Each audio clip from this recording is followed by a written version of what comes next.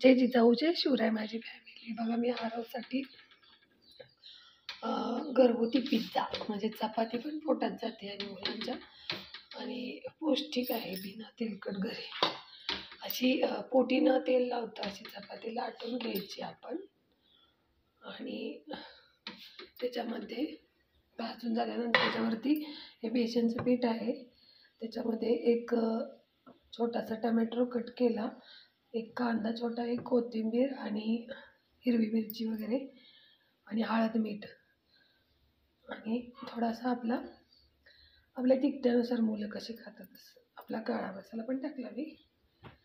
आता ही चपाती आपण तूप लावून भाजून घेणार आहोत. नंतर मग हे जे मिश्रण आहे याच्यावरती ॲड करायचं. खूप चवीने खातात. विकतचा पिझ्झा कधीच्या भाज्या वगैरे वापरलेल्या असतात आणि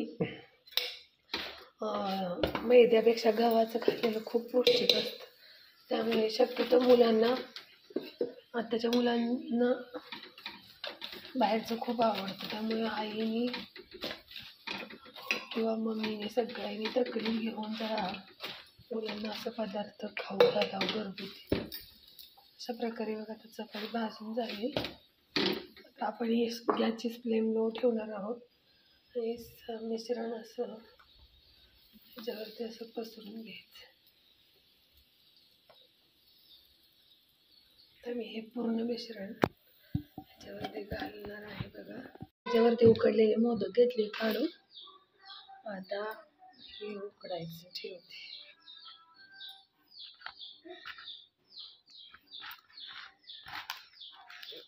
हिला थोडंसं आपण तुपाचा हात लावून पानाला अशी चिटकत नाहीये.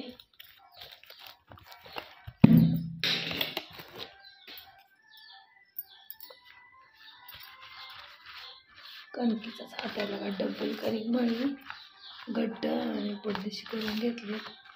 बाकीच्यांची पण काम आहेत बाहेरची. श्री गणेशा.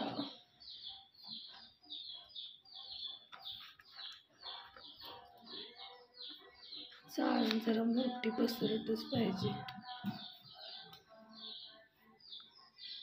असं लांब लांब ठेवले म्हणजे छान होतं, चिटकत नाही.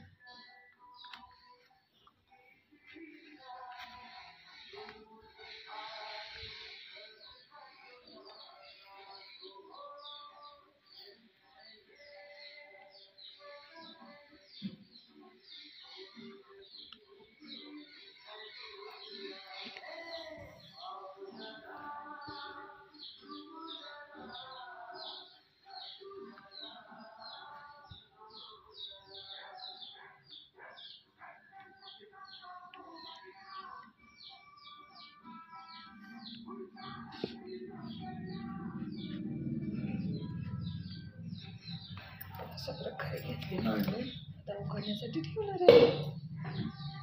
बाप्पाला मोदकाचा नैवेद्य दाखवून घेणार आहोत बघा आम्ही आणि संध्याकाळी आरती करणार आहोत. बाप्पांना दाखवलं की म्हणजे आरवणी हे केलं तरी चालतंय ना, खाल्ले तरी. श्री गणेशा बाप्पा गणपती बाप्पा मोरया. लाल बुंदू मोदक गणेशा खावा. देवा श्री गणेशा कोटी कोटी प्रणाम प्रभू. दादा प्रभूचे पुढे राहू दे थोडं. देवा मला थोडं खायचं. श्री गणेश तू कशी बसले बघा इकडे. हे खिडकी इकडे किती बसले.